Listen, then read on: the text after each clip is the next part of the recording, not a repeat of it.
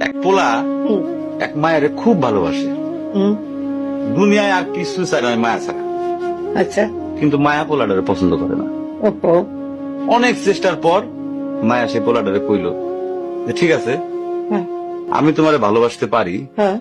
আমার একটা জিনিস এনে দিতে হবে। কি রে? পোলাটা তখন কইল যে তোমারে পাওয়ার লিগা আমি দুনিয়ার যে কোনো জায়গা থেকে যে কোনো জিনিস এনে দিতে পারি। হ্যাঁ, হ্যাঁ। মায়েরা তখন কইল তুমি তোমার মায়ের কইলজাটা আমার এনে দাও। কি ক- কি ক- কি কি কি- মনে হয় না?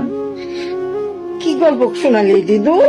পোলা তখন দৌড়াইতে দৌড়াইতে তার মায়ের কাছে গেল, হ্যাঁ, মারে যা কইল হ্যাঁ, মা আমি একটা মায়ের ভালোবাসছি, আমি তার ছাড়া বাঁচুন না।